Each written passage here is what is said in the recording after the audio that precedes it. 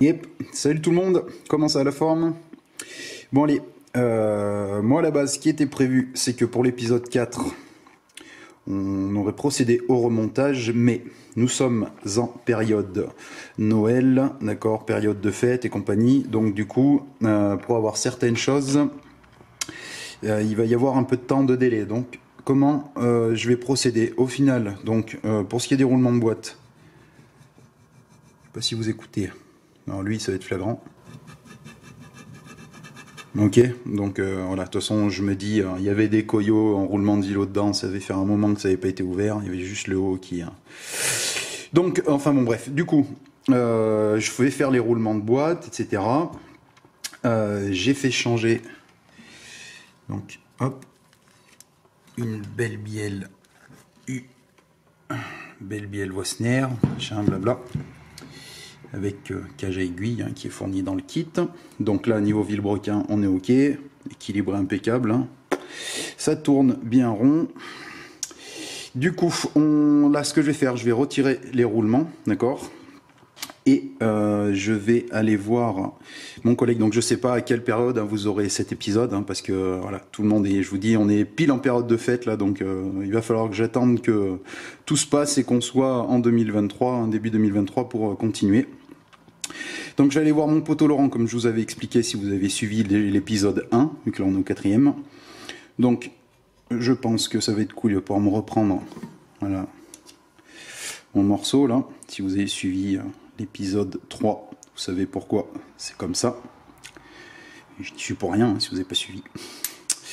Je veux aussi du coup aller voir avec lui. Donc en fait ce qui va se passer, le remontage je pense ça sera dans l'épisode 5 ou 6.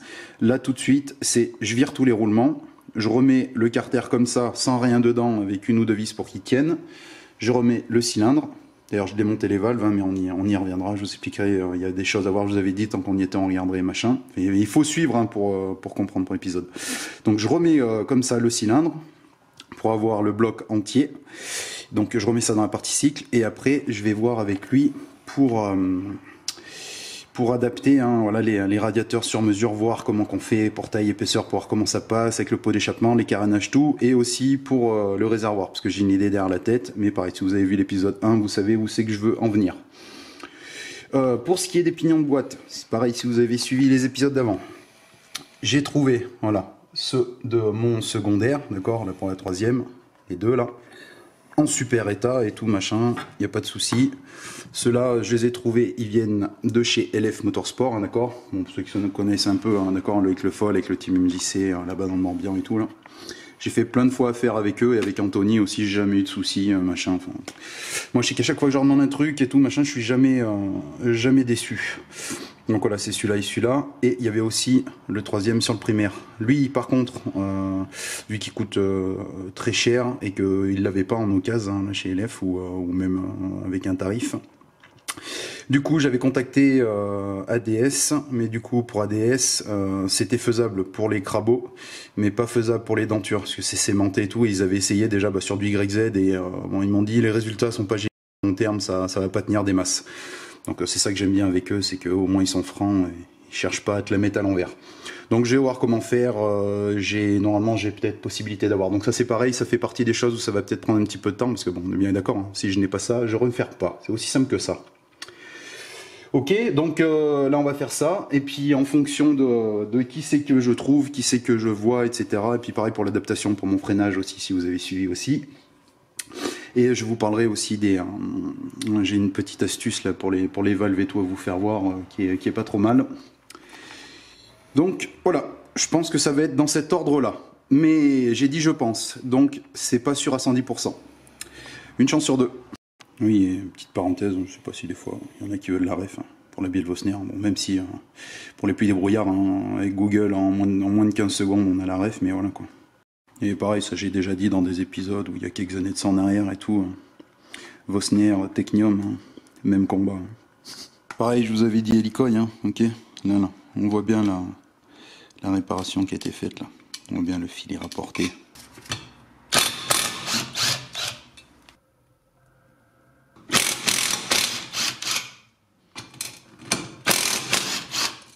Oui, la gueule du frein filé, Ça fait un moment que c'était monté.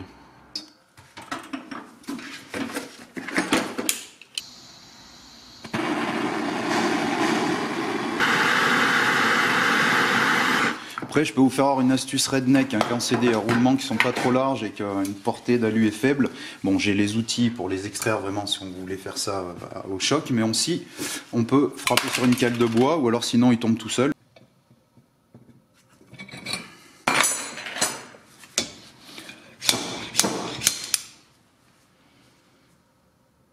Le cercueil de tes morts, tu vas licher.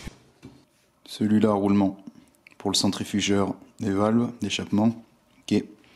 Et ça, c'est le logement pour l'arbre de la pompe à eau. Et il y a un roulement identique à celui-là, mais dans le carter d'embrayage.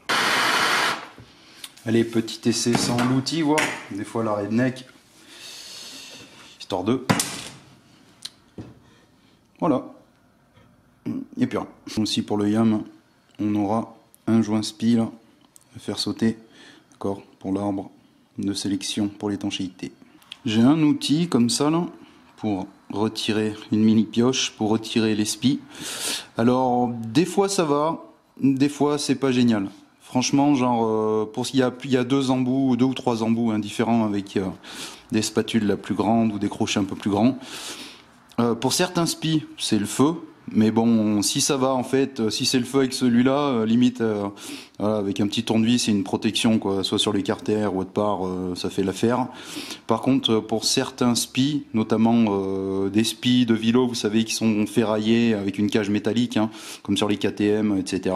C'est même pas la peine. Moi, je le fais autrement, en direct. Hein. Je vais vous dire ça de suite. Bon, là, ça fait le taf. Voilà. Quand c'est pour des petits joints à petite portée, hein, ça fait le boulot. Mais bon, c'est à double tranchant. Hein. Des fois c'est bien, des fois c'est par terre.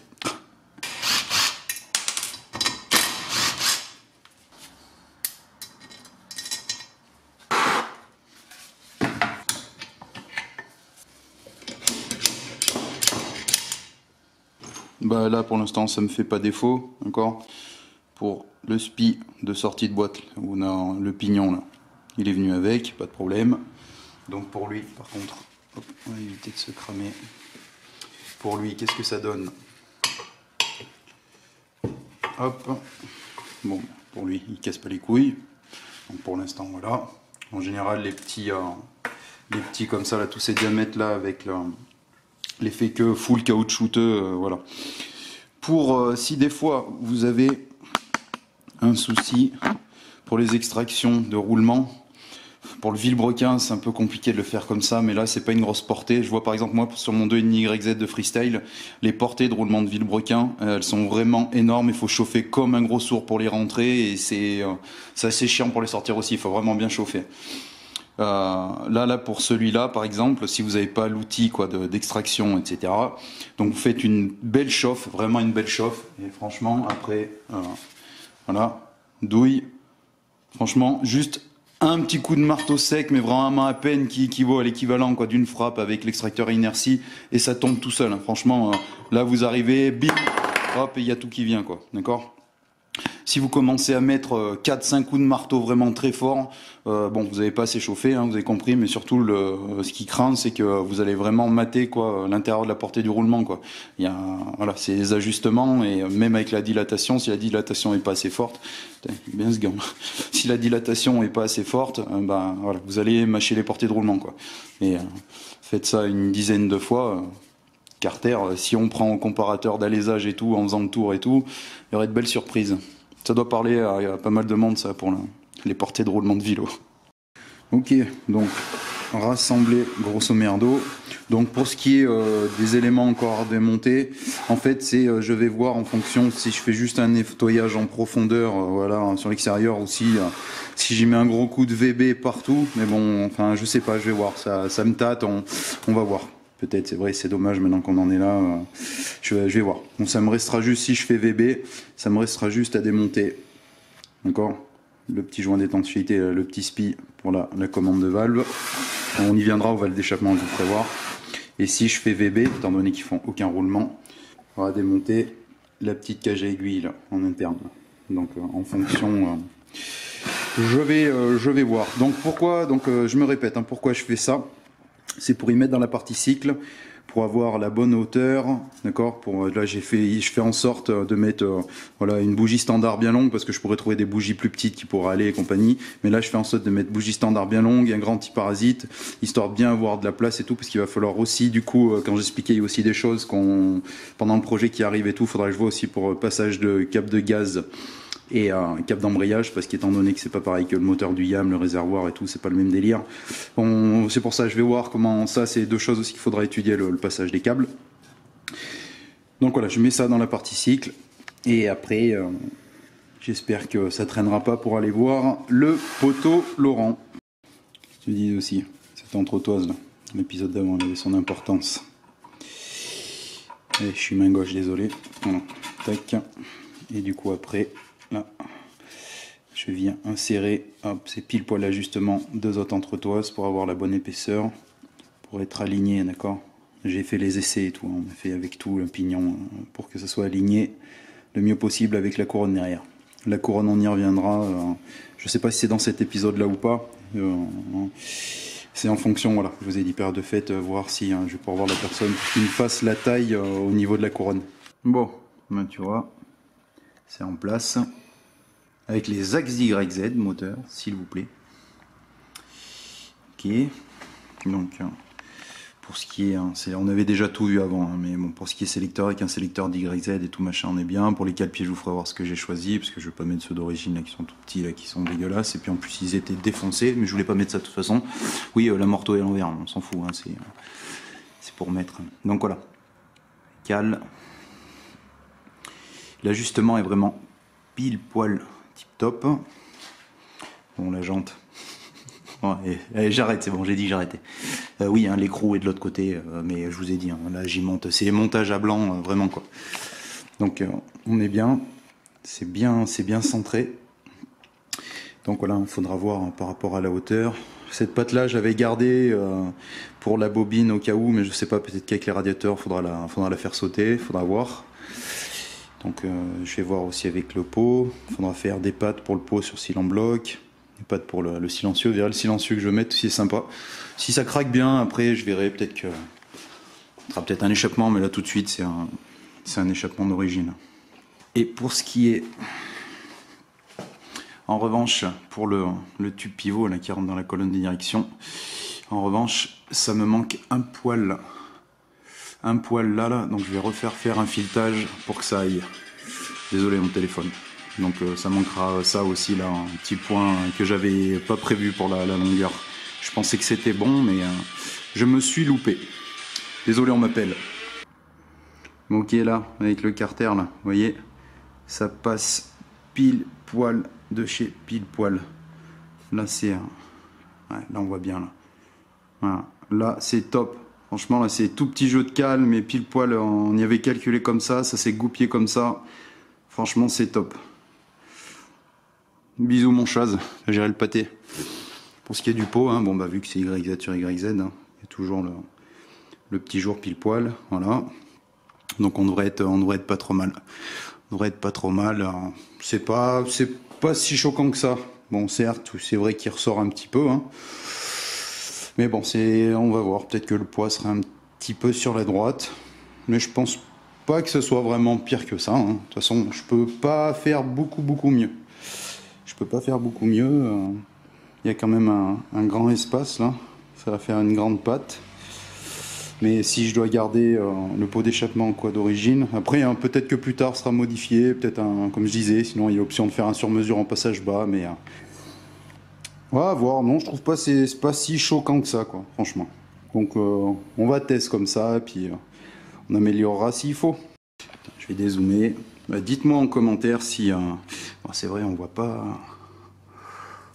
Hop. Alors. Dites-moi en commentaire si ça vous choque vraiment énormément ou pas quoi.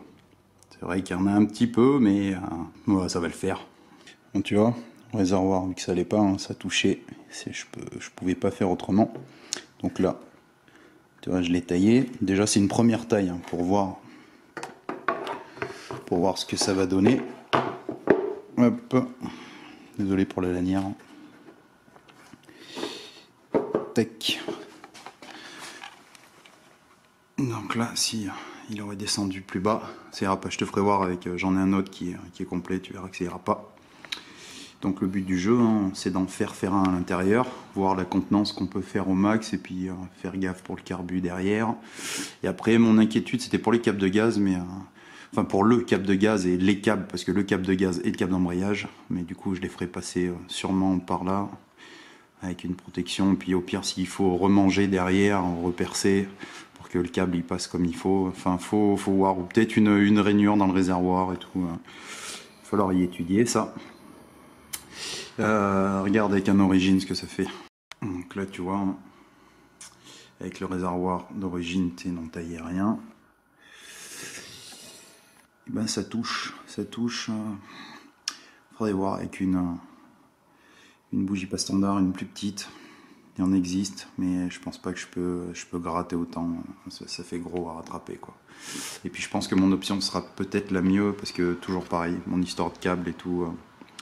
Pour les faire passer, je me souviens avec le swap 85KX, donc le moteur était plus petit, il avait fallu là thermoformer, mais vraiment j'avais vraiment chauffé, je m'étais dit même limite je vais le percer, bon j'avais pas percé et tout, ça passait pile poil, et ça appuyait un petit peu, même si ça relâchait bien, hein, la poignée de gaz, il n'y avait pas de problème, mais c'était vraiment ric-rac quoi, ça appuyait et tout, donc là je suis plus emmerdé, puis j'ai la durite d'eau aussi, machin, bon après il y aurait bien moyen de faire un coude et tout, mais ouais je vais être plus ennuyé qu'autre chose, faut penser à tout quoi. Du rideau, machin, un câble de gaz, et puis ouais, avec carbu et tout, faut voir comment.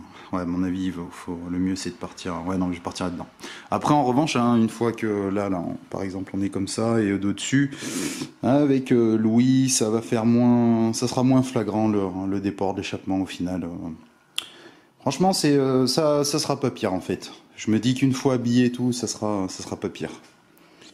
Et je vous expliquerai pour faire échapper le kick. J'ai trouvé une solution. Il y a moyen. Et ça va pas être très contraignant par rapport à la jambe, quoi, le mollet et tout. Hein. Quand c'est plaqué, là, ça sera pas si ennuyeux que ça. Et il va pouvoir revenir et être relâché complètement. Je suis encore embarqué dans une belle merde. Et tu vois, même avec au niveau du pot, je suis plus que plus. Sans rien modifier, sans rien toucher. Donc, et en plus, il sera un peu plus haut, là, machin. Enfin, ce sera pas ces plastiques-là, hein, ça c'est du pourri, c'est ok.